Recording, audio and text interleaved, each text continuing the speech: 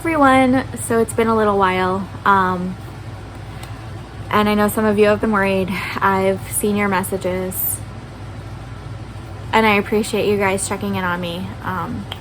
You don't know how much that means to me, to know that you guys notice when I've kind of stepped away.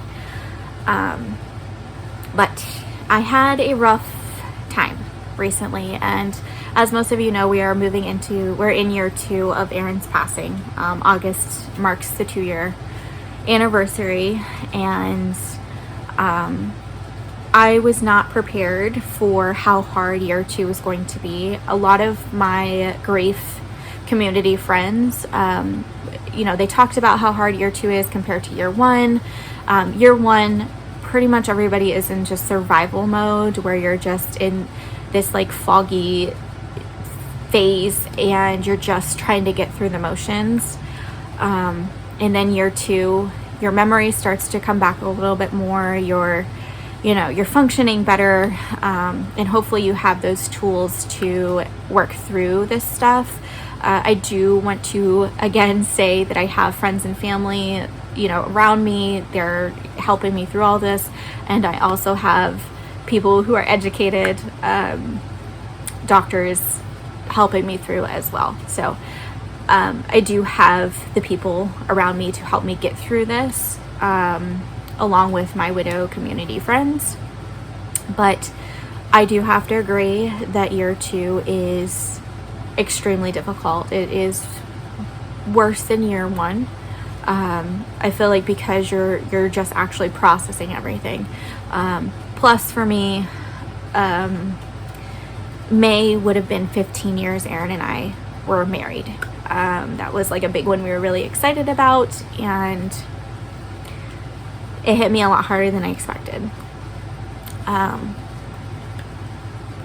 thought it was going to be okay, but I was not. So I had to kind of step away, and I've learned that through my grief, I am one that needs to step away from things, process it, and then come and talk to you guys about it. So I know in the past I've been very open. I've been an open book. I've kind of told you guys my plans and everything before I've even done them. But I think now, with the way my life has gone, I've come to realize I am more of a get it done, process it, and then come and talk to you guys about it type of person. So I'm not going to be like putting all my cards out on the table. Obviously I'm not going to like not involve you guys in my life, but at the same time there's some things that I just think I need to process before I share. So May was really hard for me, obviously. And then we moved into June and we hit Father's Day. That was really hard on my kids. So in turn was really hard on me. So I had to help them work through that. And then Aaron's birthday came along, and I didn't think that was gonna hurt as much, but I realized I've outlived him. But I'm doing better. I've obviously still get choked up over that, but it's just hard, guys. It's hard. And I think the best thing for me, after talking to, like I said, people that know better, that I need to process before I share. So that was a very hard month. And I'm a little worried about next month because it will be the 2-year mark since Aaron passed away. So I'm not 100% sure how it's going to affect me, but if you're just starting your grief journey, just know that my heart goes out to you. And please find yourself a group of people who have also been through it or are going through it, because that really does help you feel less crazy. Because when you lose your person, nobody really understands unless they've gone through it. And people are going to say things, and it's going to make you feel honestly like you're going crazy. So just find that support where you can, and obviously counseling is a big thing. Talking to your primary care physician, whatever you feel comfortable with. I definitely highly recommend you do that. But yeah, I've had to pull back, guys, and process those feelings, and I am, hoping that year 3 is a little bit easier. From my understanding, year 2 is the hardest year, because you're more aware and you're able to just sit in those feelings a little bit more than the first year when you're just so in survival mode, so yeah, just bear with me, guys, when I take that time and I step away for a little bit. I'm okay. I have people watching over me, making sure that I'm okay. And I would never do anything because I have 2 little boys, so you don't ever have to worry about that. But I do need to take the time to process before I share. So yeah, that's kind of what I've been doing. I've just been working through those emotions, and hoping that next month I am not on a hiatus again. But I do appreciate you guys for checking in on me. But anyway, I figured I'd update you on a couple of things that have been going on since the last time I talked. I got Ethan into this really good private school, so he is going to be going into that school next year. And Seth has decided to stay homeschool, so he is going to homeschool. I don't know, he might not go back to public school. It's not really for him, but I let him make that decision. Right now he just prefers homeschool, and Ethan was like, I kind of want to go back. He wants to try this private school that I got him into, so we're gonna give that a go, and if he doesn't like it, he's just gonna go back to homeschool as well, because the schools out here are very different from what my boys are used to, and it's just, I don't know, there's a whole thing I could go into, but anyway, I am just trying to make the best decision for my kids and listening to their feelings on what they want to do. So we're going to give this school a shot for Ethan, and hopefully he loves it, so that way he can make some more friends. He's got friends, but hopefully he makes some more friends. I went to a bar, which I know some of you are like, Sasha, you went to a bar? This is not you. It's not. But it was for a fundraiser, and it's for a good cause. So I did go earlier in the evening, and then once people started to get a couple drinks in them and get a little too much for me, I did leave, because I am not ready to date, guys. I'm not ready for men to approach me. I am not mentally there, and I could tell things were getting to that point, and I was like, bye. Not yet. Don't know if I'm ever gonna be there. So my mom did go with me, and she ended up staying, and I was like, I'm gonna go. You have fun. Hang out with your friends. But I'm gonna go. So yeah, I don't know, just bars aren't my scene. It's not who I am. I would prefer to be at the library, the bookstores, I don't know, coffee shops. I'm kind of boring. I feel like I am an old lady stuck in a younger body. That's who I am. And so that's what I've been doing, guys. I've just been going to places that I enjoy, talking to people that also enjoy going to those places, and hopefully I find some friends here in this area. I'm out, I'm trying to find people, but around here I feel like a lot of people enjoy going to bars, and that's just it's not me. So I don't know if I'm gonna find like my group of people out here, but I'm getting out, and I'm trying to find those people, but we'll see. But let's circle back around to that dating thing, because I have been asked about that. I am not ready to date. I don't think I am mentally there. I think I need some more time being independent and processing and healing before I even consider allowing somebody else into my life. Aaron was my one and only. I've known him since I was 13. We started dating when I was 18, and he's pretty much the only person I've ever been with. So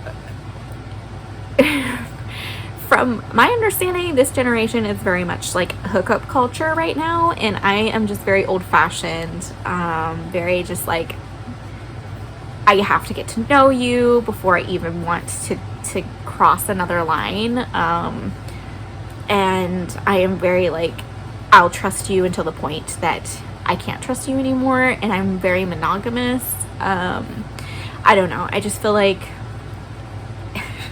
it's gonna take a very special person to be like, okay, let's give it a shot. But also, guys, I don't think I'm ready to date until my kids are much, much older. I feel like I'm very protective of my kids, and the thought of bringing somebody in that I don't 100% know really scares me. Obviously, I have this rule, like, there will be no meeting my children until I know you for at least 6 months, possibly a year, before I even consider introducing my children to you. And I don't know that a lot of guys are gonna, I don't know. I just feel like I'm gonna find that diamond in the rough. And I just am not in a position right now to where I want to try to find that special person that's going to kind of check all the boxes, I guess. I don't know. I got to work on myself for a while. And I think I'm going to wait until Seth's a little bit older before I even consider that, because right now he is not ready for me to date. I do talk to my children about it because I want to respect their feelings on everything. Ethan's like, Mom, it's fine. If you're ready to date, start dating. Seth, on the other hand, is like, nah, not yet, Mommy. So I want to respect that as well, but at the same time, I don't think I'm even ready for that. It does not mean men have not reached out, but thankfully they've been really respectful with the whole, I'm not ready, I'm not really there, and I don't, it's not fair for me to be like, yeah, let's hang out, knowing that I'm not in a place mentally to start a relationship with somebody. It's just not fair. It's not fair to them, and the last thing I want to do is hurt somebody else because I'm still hurting. So there's a lot that I have to process, and apparently I am doing the right thing. So I'm just gonna keep following my intuition and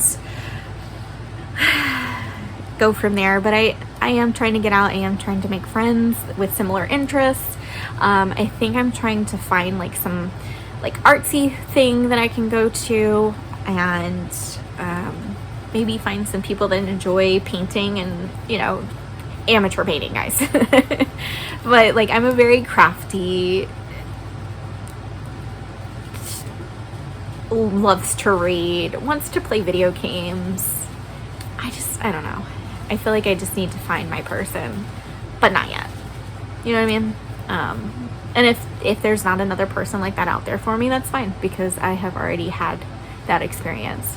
And that's why I feel like I really just need to be happy with myself as an individual. So that way, if there isn't another person out there for me, that I am happy being on my own. I think my biggest hurdle right now is traveling by myself. That has been really hard. There's so many things I want to do, but I'm scared to do it because I'm a solo mom. Like, I want to take my kids to a water park, but I'm terrified because I have this fear of my children drowning because I can't keep my eyes on both of them. Like, I don't know. I am trying to get over my fears and take my kids to do things, but at the same time, I am really struggling with that one.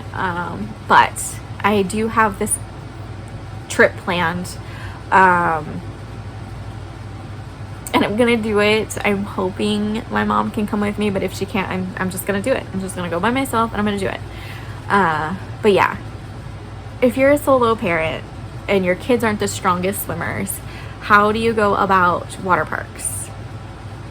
If you have any tips for me, there's several resorts within driving distance of me. I think there's like 5 water park resorts, so I can go any time of the year. Yeah, let me know, because there's tons of water parks. There's tons of like amusement parks and all kinds of things, but like I was not the amusement park parent. Like I went, but like it's not my thing. It's not my jam. I prefer like fairs and like smaller things. But the big things like resorts and amusement parks, like the big things, yeah, that kind of terrifies me doing that on my own. So if you guys have any tips or tricks for me, let me know, because I would definitely appreciate any advice you guys have as far as traveling as a solo parent goes. But yeah, I think I've talked your ear off enough. That's the basic update of everything. I've just been processing. Yeah, I feel like there's been so much that's happened, but nothing like super significant for me to bring it up or talk about it. And you know, like I said, just as far as everything else goes, I'm still working through a lot of things after Aaron's passing. I feel like it's probably gonna be about 5 years before I'm completely out of everything with getting things in his name and tackling one more thing. I feel like there's always something that comes up and I'm like, ugh, I gotta deal with that now. I feel like that 5-year mark is where it's gonna hopefully stop, but who knows, because there's always something that's coming up and something that I've got to deal with, and it's a whole thing, guys. It's a whole thing, but I hope you never have to go through it and figure it out too, because it's exhausting. But I don't know. I appreciate you guys. If you made it to the end, you're amazing, and pretty sure we'd probably be friends in real life. So I wish we could be, because I'm looking for them. I just haven't found them here in my area yet. So I don't know, maybe I'll bump into you one day, who knows. But I'll see you guys in the next one.